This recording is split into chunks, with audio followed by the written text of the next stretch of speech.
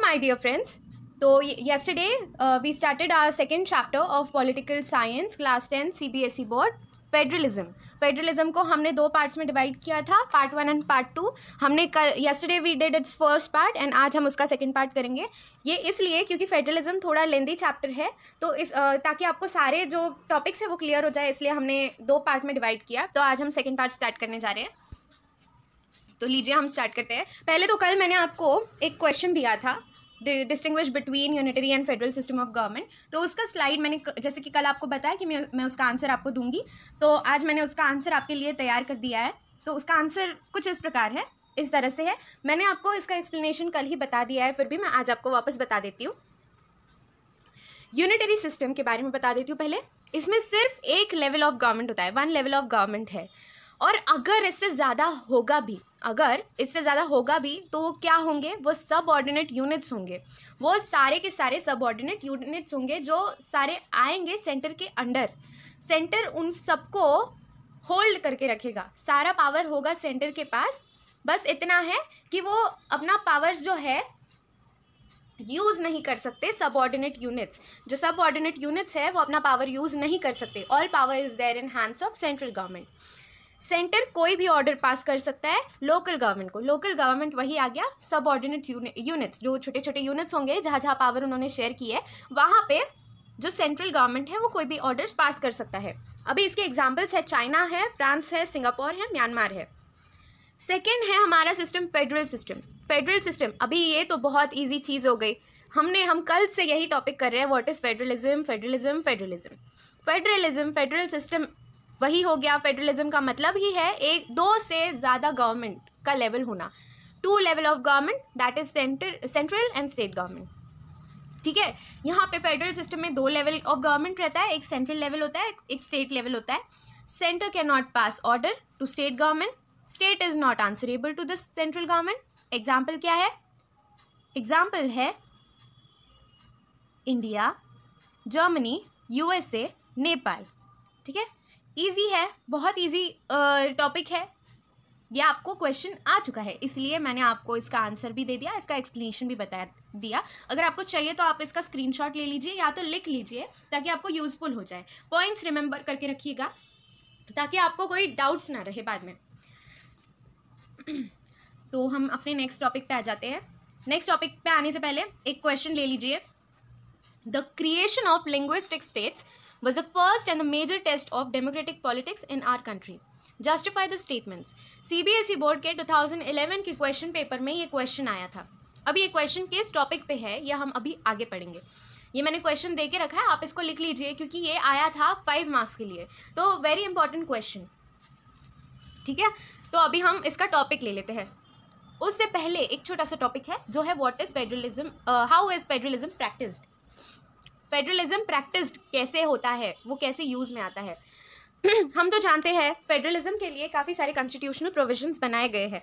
काफ़ी सारी चीज़ें फेडरलिज्म पे बेस्ड है. पावर कहाँ डिवाइड होनी चाहिए, कैसे डिवाइड होनी चाहिए, क्या क्या पावर्स है, कौन से स्टेट्स होंगे जिनके पास पावर है, कौन से स्टेट के पास कम पावर होगी, सारी चीज़ें अपने कॉन्स्टिट्यूशन में तो बताई गई है.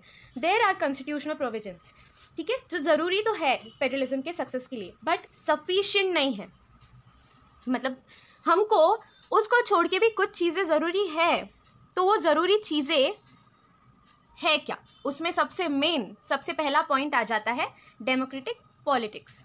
ठीक है, डेमोक्रेटिक पॉलिटिक्स जो अपने कंट्री का, इंडिया का जो डेमोक्रेटिक पॉलिटिक्स होगा, जो अब हम जानते हैं कि इतने सारे अपने कंट्री में, तो इंडिया में इतने सारे पॉलिटिकल पार्टीज़ हैं. कौन से हैं? बीजेपी है, कांग्रेस है, एनसीपी है, बीएसपी है, काफ़ी सारे हैं. काफ़ी सारों का अलग अलग अपना अपना रोल है. ये सारे पार्टीज बनाते हैं अपने कंट्री को. हर पार्टी का अलग अलग कोई ना कोई मोटिव होता है. जैसे अभी रूल कौन कर रहा है अपने पूरे कंट्री पे? रूल कर रहा है बीजेपी, मोदी गवर्नमेंट. बोलते हैं ना मोदी गवर्नमेंट चल रहा है, तो मोदी गवर्नमेंट रूल कर रहा है. अभी बहुत ही अच्छी तरीके से रूल कर रहा है. मुझे तो बहुत अच्छा लगता है मोदी जी के बारे में बोलना.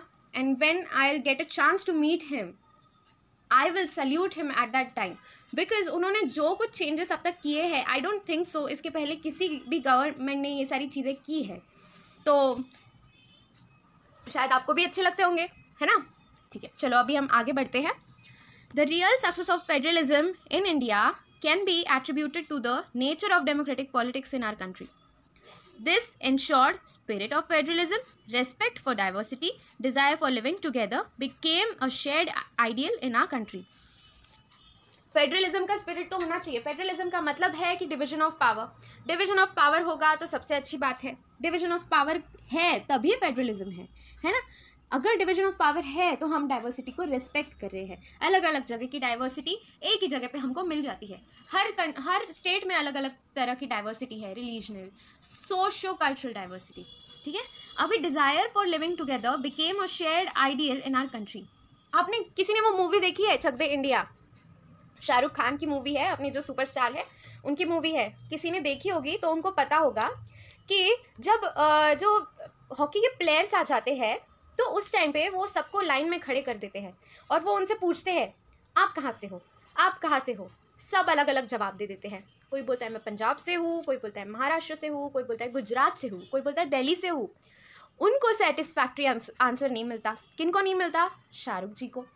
तो अभी वो वेट कर रहे हैं उस आंसर का जो उन्हें चाहिए और वो आंसर उनको मिल जाता है एक लड़की के पास. वो लड़की बोलती है sir I am from India.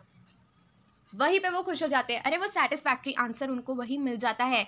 अगर आप किसी भी स्टेट में रह रहे हो कोई फ़र्क नहीं पड़ता. ज़रूरी क्या है आप किस कंट्री से बिलोंग करते हो, क्योंकि आप किससे दिखा रहे हो, किस चीज़ को दिखा रहे हो. आप अपनी कंट्री को दिखा रहे हो. आप किस कंट्री से बिलोंग करते हो, किसका नाम ऊंचा कर रहे हो, आप अपनी कंट्री का नाम ऊंचा कर रहे हो. इसलिए वो चाहते थे कि आप अपनी कंट्री का नाम आगे करो, कंट्री को एक रखना. वही फेडरलिज्म का मोटिव है. ठीक है. इंटीग्रिटी बनाए रखना. तो आई होप आपको ये टॉपिक समझ में आया हो. नेक्स्ट टॉपिक पे चलते हैं. लिंग्विस्टिक स्टेट्स उसी का पार्ट है, छोटा सा पार्ट है. अभी लिंग्विस्टिक स्टेट्स होता क्या है? जो स्टेट्स लैंग्वेज के ऊपर बन जाते हैं. अभी the first and a major test for democratic politics in our country. क्या फर्स्ट एंड मेजर टेस्ट था? सबसे बड़ा टेस्ट ये था कि लिंग्विस्टिक स्टेट्स कैसे बनाना है. मैं आपको ये बता देती हूँ. जब इंडिपेंडेंस मिला, इंडिपेंडेंस हमको कब मिला? 1947 में इंडिपेंडेंस मिला. उस टाइम पे सारे को छोड़ के आंध्र प्रदेश आपको पता है ना जो स्टेट है, उन्होंने मांग लिया लिंग्विस्टिक स्टेट. उन्होंने कहा हमें स्टेट चाहिए. हमको क्या चाहिए? हमको स्टेट चाहिए, वो भी सेपरेट. कैसे चाहिए? सेपरेट स्टेट चाहिए बोल दिए. पर अभी सेपरेट स्टेट देंगे कैसे और उनको किस बेसिस पे चाहिए था सेपरेट स्टेट? लैंग्वेज की बेसिस पे. वो बोलते हैं कि हमारे स्टेट में जो लैंग्वेज होगा वो होगा एक लैंग्वेज बोलते तो तेलुगु. आंध्र प्रदेश में तेलुगु लैंग्वेज बोली जाती है ज़्यादा से ज़्यादा. ठीक है. तो उन्होंने कहा हमको हमारा स्टेट चाहिए जहाँ पे सिर्फ एक लैंग्वेज के लोग रहते हो, एक ही तरह के जो सेम लैंग्वेज बोलते हैं, एक ही तरह से रहते हैं. ठीक है. आपने देखा होगा 1947 से, जब से 1947 से आप शुरुआत करो और अभी ख़त्म कर दो, आपने अपने मैप में काफ़ी सारे बाउंड्री डिफरेंसेस देखे होंगे. आपकी बुक है, बहुत खूबसूरत बुक है पावर शेयरिंग की, आप उसको ओपन कर लीजिए और उसमें पेज नंबर 18 फेडरलिज्म का जो चैप्टर है, पेज नंबर 18 पे आपका इंडिया का 1947 का मैप दिया है. वो एक बार नज़र के नीचे डाल लीजिए, देख लीजिए कि वो मैप कैसा है. और पेज नंबर 19 पे अभी का मैप दिया है, वो भी देख लीजिएगा कि वो कैसा है. काफ़ी सारे चेंजेस हुए हैं तब के मैप से अब के मैप तक. क्यों हुए हैं? काफ़ी सारे रीजंस हैं. ठीक है. Several old states have been changed to create a new states. काफ़ी सारे states एक साथ आ गए, काफ़ी अलग अलग हो गए, काफ़ी में थोड़ी थोड़ी जगह बढ़ गई, काफ़ी में थोड़ी थोड़ी कम हो गई. अभी linguistic states, it was done to ensure that the people who spoke the same language lived in the same state. मैंने अभी ये आपको बोला. क्या उनका मोटिव था? कि सेम लैंग्वेज के पीपल सेम स्टेट में रहे, एक ही जगह पे रहे. ठीक है. Some were not created on the basis of language but on the basis of culture, ethnicity और geography. अभी कुछ स्टेट ऐसे भी है जो लैंग्वेज के बेसिस पे नहीं बने. वो स्टेट्स किस बेसिस पे बने कि उनका कल्चर सेम है या उनकी जो एथनिसिटी है वो सेम है, एथिक्स सेम है, जोग्राफी सेम है. जोग्राफी सेम है का मतलब क्या है? आपको शायद पता नहीं होगा, ज्योग्राफी में आपने पढ़ा होगा कि काफ़ी सारे जो अपने स्टेट्स हैं वो डिवाइड हुए हैं because of their diverse culture की वजह से तो डिवाइड हुए ही है।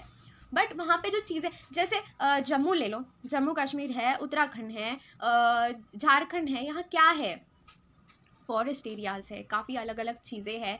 आपने देखा होगा नागालैंड के लोग, जितने भी लोग रह रहे हैं वहाँ के, मैंने एक लड़की को देखा, वो लड़की बोलती है कि मुझे है ना काफ़ी लोगों ने चिढ़ाया कि मैं तो नेपाली दिखती हूँ, मैं तो चाइनीज़ जैसे दिखती हूँ, ऐसे मुझे बोलते हैं जाके तू चाइना में जाके मोमोज़ बना या नेपाल में जाके मोमोज़ बना। बट वो थी कौन? वो थी इंडियन। वो बोलती है कि I am Indian, what if I live in Nagaland, Nagaland India का पार्ट है, क्या हुआ मेरी आंखें छोटी है, क्या हुआ आई एम नॉट दैट लेंदी, मैं इतनी टॉलर नहीं हूँ इतनी ज़्यादा, तो क्या हुआ, but I am the citizen of India. ये गलत है कि आप किसी को इस तरह से चिढ़ा रहे हो, ठीक है। तो काफ़ी सारे स्टेट्स लैंग्वेज की बेसिस पे बने और काफ़ी सारे स्टेट्स कल्चरल डाइवर्सिटी के बेसिस पे बने या जोग्राफिकल डाइवर्सिटी के बेसिस पे बने, ठीक है। जैसे एग्जांपल मैंने यहाँ पे लिखा है, झारखंड है, उत्तराखंड है, नागालैंड है, okay. When demand for linguistic states was made, some national leaders feared that it would lead to disintegration of the country।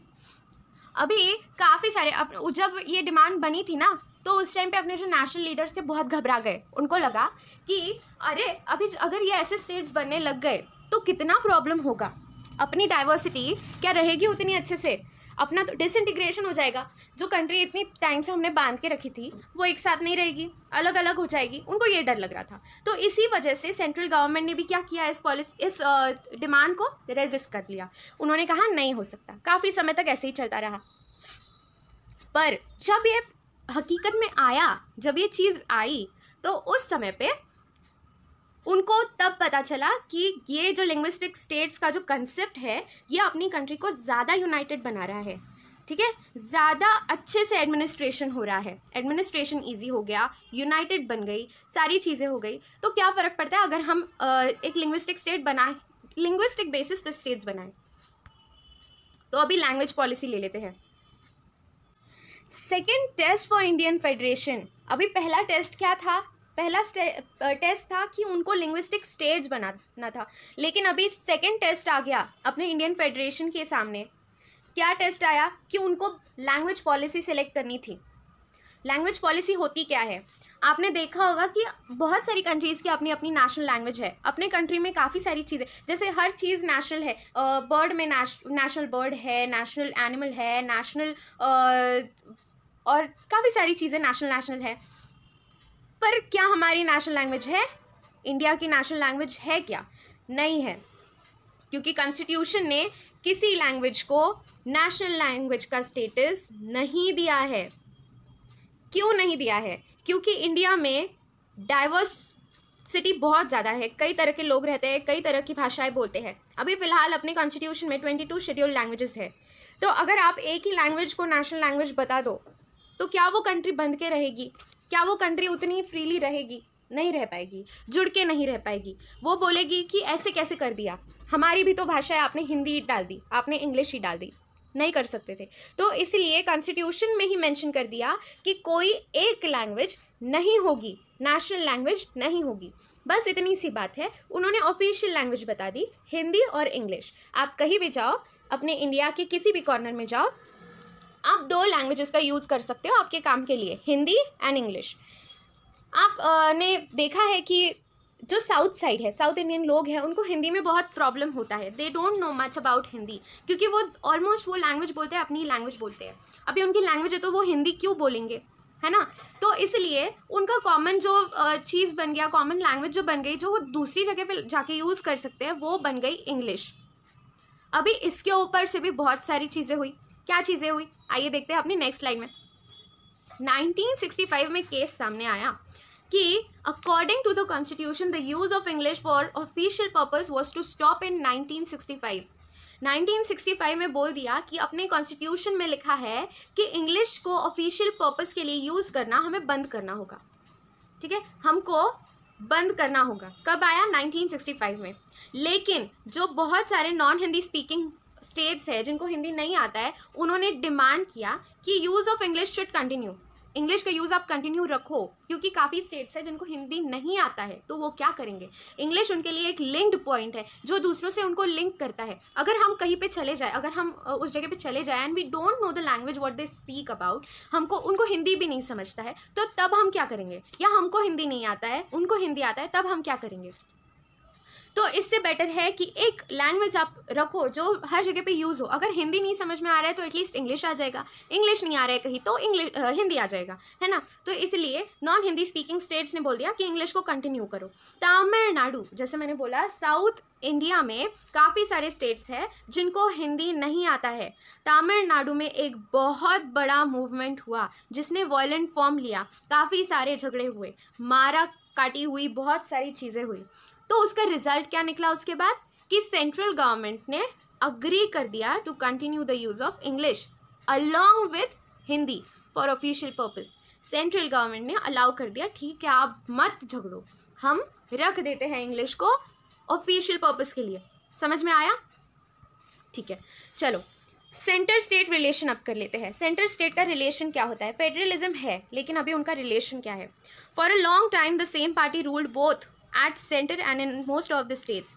जब हमारा कंट्री इंडिपेंडेंट हुआ ना, तो उस समय पे जिस समय पे इंडिपेंडेंट हुआ, तो सबसे जो मेन पार्टी थी वो थी कांग्रेस पार्टी, है ना। तो उन्होंने ही काफ़ी समय तक अपने पे राज किया ही बोल दो, ठीक है।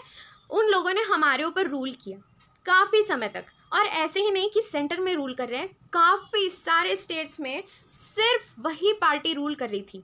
और अगर यहाँ पे आपको ये पॉइंट दिख रहा है, state government did not exercise their rights as autonomous federal units. अगर कहीं पे दूसरी पार्टी आ गई स्टेट में, किसी स्टेट में दूसरी पार्टी आ गई, तो उनका जो पावर्स है उनको अंडरमाइन कर दिया जाता। अंडरमाइन का मतलब क्या होता है? उनको ज़्यादा पावर्स नहीं दी जाती थी, उनके ऊपर ध्यान नहीं दिया जाता था, डिनाई कर देते थे कुछ चीज़ों के लिए। Undermine the power of states which was ruled by different party, अभी मैंने जो बताया। तो इसका मतलब क्या हो गया? Undermine the spirit of federalism. Federalism का मतलब ही है शेयरिंग ऑफ पावर। तो अगर शेयरिंग ऑफ पावर ठीक से नहीं हो रहा है, तो what is the use of being a federal country, है ना। After 1990, rise of regional political parties in many states in the country. 1990 के बाद काफ़ी सारे रीजनल पॉलिटिकल पार्टीज़ बनी, काफ़ी सारी पॉलिटिकल पार्टीज़ बनी। महाराष्ट्र में एक बन गई, गुजरात में बन गई, मध्य प्रदेश में बन गई, JNK में बन गई, पंजाब में बन गई, UP में बन गई, हर जगह पे बन गई। हर एक पार्टी को रीजनल पार्टी कहा जाता है, ठीक है, हर रीजन की एक एक party. Era of coalition government began at the centre. Coalition government होता क्या है? कोएलिशन गवर्नमेंट होता क्या है? कोएलिशन गवर्नमेंट का मतलब है कि कुछ पार्टीज साथ में आ जाती है, कुछ पार्टीज साथ में आ जाती है, या फिर कहीं कहीं से पार्टीज निकल के आते हैं, दो से ज़्यादा पॉलिटिकल पार्टीज एक साथ आ जाते हैं, अलायंस बनाते हैं और एक ही प्रोग्राम पे काम करते हैं, ठीक है। अभी फिलहाल एक पार्टी बनी है थ्रू एन अलायंस, क्या बोलते हैं उसको? NDA बोलते हैं, नेशनल डेमोक्रेटिक अलायंस। पता होगा सब लोगों को जो न्यूज़ देखते हैं। अभी इलेक्शंस के टाइम पे ये बहुत चल रहा था अबाउट NDA एंड BJP ने भी किसी से मिलके अपनी कोएलिशन पार्टी बना दी थी, कोएलिशन गवर्नमेंट स्टार्ट किया था। बट फिर भी आपको, आई होप आपको कोएलिशन गवर्नमेंट का मतलब पता चल गया हो। कोएलिशन गवर्नमेंट का मतलब होता है a government form by coming together of at least 2 political parties, ठीक है, जो एक साथ आते हैं विद अ कॉमन एजेंडा। एक प्रोग्राम लेके आते हैं, दोनों मिल के उसको साथ में आगे बढ़ाते हैं, ठीक है। This led to a new culture of power sharing and respect for autonomy of state government. ये अब न्यू कल्चर लेके आया पावर शेयरिंग का। हर जगह पे अगर अपना अपना कोई गवर्नमेंट चल रहा है तो नया कल्चर तो बनेगा ही, हर एक की इच्छा पूरी होगी। The state will think about their the state government will think about their state. हर चीज़ को पूरा किया जाएगा, ऐसे नहीं होगा, कोई किसी को इग्नोर नहीं करेगा या किसी चीज़ के ऊपर ध्यान देना छोड़ नहीं देगा, है ना। तो अभी ये न्यू कल्चर बन गया और बहुत अच्छी तरीके से सबने इसको रेस्पेक्ट भी दिया। उन्होंने कहा अच्छी चीज़ है, हर स्टेट अपना अपना लीडर चुन सकता है, और वो भी किसी भी पार्टी से। डिफरेंट पार्टीज़ को भी चांस मिलना चाहिए। हर एक पार्टी के कुछ मोटिव्स होते हैं, कुछ एजेंडाज होते हैं, तो मोटो होते हैं। तो उन सारी चीज़ों का अगर हम ध्यान दे के सोचें, तो अगर हमने एक ही पार्टी को आगे बढ़ा के रखा है तो ज़रूरी नहीं है कि वो पार्टी हमारी हर एक इच्छा को पूरी करे। हर एक पार्टी का अगर अपना अपना एजेंडा होगा तो वो कुछ ना कुछ करेंगी ज़रूर, उनके मोटिव्स को आगे लाने के लिए। अगर उनको अपना स्टेट आगे बढ़ाना है तो वो कुछ ना कुछ करेंगी। तो ये चीज़ को गवर्नमेंट ने भी बहुत रिस्पेक्ट दिया। गवर्नमेंट ने बोला अच्छी बात है। This was even supported by supreme court. Supreme court ने भी इसको सपोर्ट किया। It means that this coalition government was been backed by supreme court. अभी इसी मैं एक क्वेश्चन दे दूँ आपको। 2018 में CBSE बोर्ड ने क्वेश्चन डाला था। It was for 5 marks, once it came for 5 marks and once it came for 3 marks. State any 3 major steps taken by the Indian government towards decentralisation in 1992। ये question आया था, आप note करके रख लीजिए, आपको हेल्पफुल होगा और इसको प्रिपेयर भी कीजिए। ऐसे ही नहीं कि मैंने दिया है आपको और आप छोड़ दो, तो आप करके रखिएगा। तो हम अपना टॉपिक स्टार्ट करते हैं। डिसेंट्रलाइजेशन, जो मैंने अभी क्वेश्चन बोला वो इसी के बेसिस पे है, तो ध्यान दीजिएगा। As it is impossible to run a vast country like India only through 2 tiers, हम सिर्फ 2 लेवल पे इंडिया बहुत बड़ी कंट्री है, हम सिर्फ उसको 2 लेवल पे नहीं रन कर सकते, 2 लेवल पे नहीं चला सकते। क्योंकि हर जगह अगर हमने सोचा सेंटर ले लिया और स्टेट ले लिया, सेंटर सोच रहा है पूरी कंट्री का, स्टेट सोच रहा है स्टेट का, बट अगर स्टेट का सोच रहा है तो क्या वो हर जगह पे जा पा रहा है? स्टेट में नहीं जा पाता। स्टेट के अंदर भी बहुत बड़ी डाइवर्सिटी होती है। अगर आपने देखा होगा, मैं अभी एग्जांपल महाराष्ट्र का ले रही हूँ क्योंकि महाराष्ट्र काफ़ी डाइवर्स स्टेट है। आपने अगर देखा होगा तो हर जगह पे अलग अलग तरह के लोग रहते हैं। नागपुर में नागपुर टाइप के जो लोग रहते, नागपुर के जो लोग हैं वो कुछ अलग है, पुणे के अलग है, मुंबई के अलग है। अब अगर आप गढ़चिरौली साइड पे जाओगे, अमरावती साइड पे जाओगे, सोलापुर जाओगे, सतारा जाओगे, तो बहुत अलग अलग तरह के लोग रहते हैं, बहुत अलग उनका जो कल्चर है वो है। तो स्टेट्स के अंदर भी उनका जो डाइवर्सिटी है वो बहुत ज़्यादा है। तो ज़रूरी नहीं है कि 2 लेवल ही उसको आगे ले जा सके, 2 लेवल उसको बहुत अच्छे से चला सके। तो इसलिए federal power sharing in India needs another type of government. फिर इंडिया में मैंने आपको बता दिया था कि 2 लेवल ऑफ गवर्नमेंट्स थी, already mention in our constitution. Later एक और टीयर ऑफ गवर्नमेंट, एक और लेवल ऑफ गवर्नमेंट ऐड कर दिया। ठीक है, कौन सा लेवल ऑफ गवर्नमेंट ऐड कर दिया ये अभी हम पढ़ेंगे, पर आपको डिसेंट्रलाइजेशन का मतलब बता दूँ। When power is taken away from central and state governments and are given to the local government, it is called as decentralisation. मैं थोड़ा हिस्ट्री भी घुसा देती हूँ इसमें।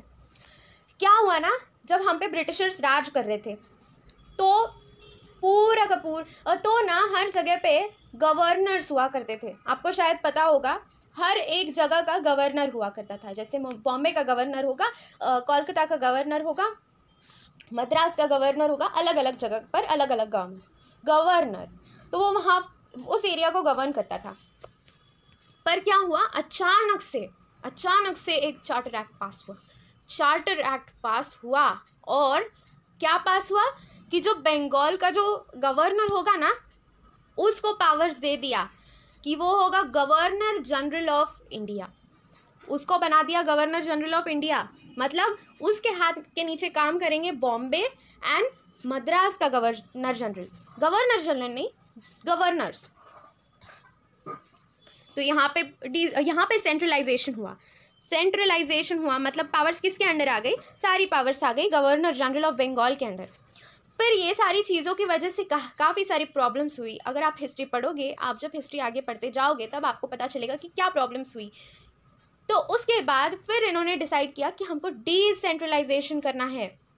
फिर डिसेंट्रलाइजेशन की तैयारी करने लग गए। जो उनका सेंट्रलाइजेशन हो गया था, एक ही जगह पे जो पावर चली गई थी, एक को ही एक स्ट्रॉन्ग सेंटर बना दिया था। तो उन्होंने सोचा कि हम पावर को बांट दे ताकि पूरा का पूरा कंट्री ही ऐसे पावरफुल हो जाए कि उसको कोई तोड़ ना सके। अब यहाँ पे अगर सेंटर कोई तोड़ दिया तो पूरी कंट्री वीक पड़ जाएगी, लेकिन अगर पूरी कंट्री में ही पावर डिस्ट्रीब्यूटेड है तो कैसे कोई तोड़ नहीं पाएगा अपनी कंट्री को। तो इसलिए डिसेंट्रलाइजेशन हुआ। अभी सेंटर ने सोचा हम नेशन को गवर्न कर रहे हैं, स्टेट ने सोचा हम स्टेट को गवर्न कर रहे हैं, तो अभी लोकल्स के बारे में भी सोचना ज़रूरी है। तो आ गया हमारा लोकल गवर्नमेंट। लोकल गवर्नमेंट को भी जब थोड़ा सा पावर दे दिया तो हो गया डिसेंट्रलाइजेशन। जो पूरा सेंट्रलाइजेशन होके रखा था वो हो गया decentralisation. Major steps towards decentralisation, क्या स्टेप्स थे, क्या क्या स्टेप्स लिए? Constitutionally mandatory to hold regular elections to local government bodies. Local government जो होगी वहाँ पे कॉन्स्टिट्यूशन में ही मैंडेटरी कर दिया, ज़रूरी कर दिया कि आपको इलेक्शंस लेना पड़ेगा, regular elections for local government bodies. Local government bodies में क्या क्या आता है? पंचायत आता है, पंचायत समिति, जिला परिषद, सब पढ़ा हुआ तो नहीं होगा आपको, लेकिन आपके मीन्स ऐसे जो बोलते हैं ना, कुछ लोग बोलते रहते हैं, सुनने में होगा, कहीं पे देखा होगा, तो बहुत सारे लेवल्स होते हैं। अभी लोकल गवर्नमेंट के इलेक्शंस होना ज़रूरी था। लोकल गवर्नमेंट भी दो तरह की है। कौन से दो तरह की, कहाँ की? एक अर्बन के लिए है, एक रूरल के लिए है। अर्बन के लिए जो होगी वो अलग होगी एंड रूरल के लिए जो होगी वो अलग होगी। सेकेंड पॉइंट आ गया, seats are reserve for STs and OBCs. जो भी शेड्यूल्ड कास्ट में आते हैं, शेड्यूल्ड ट्राइब्स में आते हैं एंड ओबीसीज में आते हैं। ओबीसीज का मतलब है अदर बैकवर्ड क्लासेस। जो इन तीनों में आ जाते हैं उनके लिए रिजर्व सीट्स होगी। किसी भी चीज़ में आप चले जाओ, आपको स्कूल में एडमिशन चाहिए, इलेक्शन के लिए खड़े हो रहे हो, जॉब्स के लिए अप्लाई करना है, ये किसी भी चीज़ में आपको अगर कुछ चाहिए तो आपको वहाँ पे रिजर्वेशन मिलेगा। ठीक है, at least 1/3 of all positions are reserve for women. कहीं पे भी चले जाओ आपको 1/3 जितना भी आपने यूपीएससी एमपीएससी के बारे में सुना है। यूपीएससी एमपीएससी ये कॉम्पिटिटिव एग्जाम्स है। यूपीएससी होता है यूनियन के लिए, दैट इज सेंटर के लिए, पूरा का पूरा इंडिया के ऊपर होता है। एंड जो एमपीएससी वो होता है वो महाराष्ट्र के लिए है। जैसे एमपीएससी है वैसे अलग अलग स्टेट्स का अलग अलग एग्जाम है। जैसे यूपीपीएससी है, यूपीपीएससी है उत्तर प्रदेश के लिए एग्ज़ाम है। यूपीएससी के जैसे यूपीपीएससी है, यूपीएससी के जैसे नहीं है, एमपीएससी के जैसे है। तो अलग अलग स्टेट्स का अलग अलग अपना एग्ज़ाम होता है। तो वैसे ही एग्ज़ाम्स में कुछ भी हो जाए तो आपको कुछ पावर्स होते हैं। पावर क्या है कि आपको 1/3 जितना भी सीट्स हो, 1/3 सीट्स आपको रिजर्व करके रखना है विमेन के लिए। रखना ही रखना है, ऐसे नहीं होना चाहिए कि विमेन को नहीं मिल रहा है, रखना है। अभी नेक्स्ट आ जाता है स्टेट इलेक्शन कमीशन। आपको बैठाना पड़ेगा। किसके लिए बनाया? पंचायत के लिए एंड म्युनिसिपल इलेक्शंस के लिए। State election commission municipal elections and panchayat के लिए बनाया। State government required to share some power and revenues with local government. State government को क्या करना पड़ा? अभी जो लोकल गवर्नमेंट बनी ना, लोकल गवर्नमेंट को क्या क्या मिला? रेवेन्यूज भी मिला एंड पावर्स भी मिला। कुछ पावर भी मिलेंगे एंड रेवेन्यू भी मिलेंगे। ठीक है, देखिए मैंने आपको बताया लोकल गवर्नमेंट, रूरल एरियाज के लिए बता रही हूँ। Panchayati Raj, local self government for rural areas 3 parts में डिवाइडेड है। Village level, block level and district level. Villages, जो कोई गांव में गए हैं उन्होंने देखा होगा वहाँ ग्राम पंचायत होता है ना। जैसे अगर हमको कोई प्रॉब्लम्स हो तो हम किसी के पास चले जाए, डिस्ट्रिक्ट में, हम सिटीज़ में रहते हैं, हम किसी के पास चले जाए वो बताने के लिए। वैसे ही विलेज लेवल में, ग्राम पंचायत में उनका प्रॉब्लम सॉल्व होता है। किससे फॉर्म्ड होता है? फॉर्म्ड बाय ग्राम सभा। ग्राम सभा एक उनका टीम होता है जो उनको ग्राम पंचायत फॉर्म करता है। कौन हेड होगा उसका? सरपंच हेड होगा उसका। ठीक है, अभी सेकंड आ जाता है ब्लॉक लेवल, पंचायत समिति। पंचायत समिति के मेंबर्स को पंचायत के मेंबर सिलेक्ट करते हैं। जो अभी हमने लेवल विलेज लेवल देखा ना, उसके जो लेवल के जो मेंबर्स होंगे वो इसको इलेक्ट करेंगे पंचायत समिति को। एक पंचायत समिति बन जाती है, 5 गाँव की होती है, 4 गाँव की होती है, मिल के बनती है। इसका हेड कौन होगा? BDO, block development officer. ठीक है, ये बनते हैं जो मैंने अभी आपको बताया, जो कॉम्पिटिटिव एग्जाम्स होते हैं स्टेट लेवल पे होते हैं, या फिर कभी कभी स्टेट लेवल पे ही होते हैं BDO के लिए एग्ज़ाम्स। यूपीएससी के जो एग्ज़ाम्स होते हैं वो बड़े लेवल के लिए होते हैं। BDO के एग्ज़ाम्स, BDO मतलब ब्लॉक डेवलपमेंट ऑफिसर होता है। ये बनता है अगर हम स्टेट के एग्ज़ाम्स दे दें तो उस समय पे हमको ये पोस्ट मिल जाती है। हमारे हाथ के नीचे 5 विलेजेस आ जाते हैं, 5 हो या कुछ 2-3 विलेजेस आ जाते हैं, and we have to take care of all those villages about elections. ठीक है, इलेक्शंस ही नहीं, हमको उस पूरे ब्लॉक को डेवलप करना है, हम उसके ऑफिसर बन जाते हैं। Third is district. District level आ जाता है। डिस्ट्रिक्ट लेवल पे क्या होता है? जिला परिषद होता है। formed by elected members and have members of Lok Sabha and MLA of the district. उस डिस्ट्रिक्ट में जितने MLAs है और लोकसभा के भी जितने MLAs है या MPs है, मेंबर्स है, वो सारे इसमें आ जाते हैं, उन्हीं से बनता है, ठीक है। और जिला का जो चेयरपर्सन होगा वो इसको हेड करेगा। It would be headed by जिला चेयरपर्सन। आई होप ये आपको समझ गया हो। अब आ गया local government for urban. Rural बता दिया, अब अर्बन बता रही हूँ। टाउन्स होता है, बिग सिटीज़ होता है ना। टाउन्स भी होता है, बिग सिटीज़ भी होता है। टाउन्स में क्या क्या होता है? म्यूनसिपैलिटीज़ होता है, municipal chairperson is head. Big cities में म्यूनसिपल कॉर्पोरेशंस होता है, मेयर इज़ द हेड, ठीक है। अभी इंडिया नहीं, मैं बोलूँगी पूना। क्या आपको पता है पूना एक टाउन है या बिग सिटी है? पूना टाउन है या बिग सिटी है? Poona is a town. यहाँ पे म्यूनसिपैलिटी है और म्यूनसिपल चेयरपर्सन उसका हेड है। म्यूनसिपल चेयरपर्सन उसका हेड है। बिग सिटी हम बिग सिटी भी बोल सकते हैं, पर पूना का मेयर नहीं है, पूना का म्यूनसिपल चेयरपर्सन है। ओके, ये मैंने आपको एग्जाम्पल बता दिया।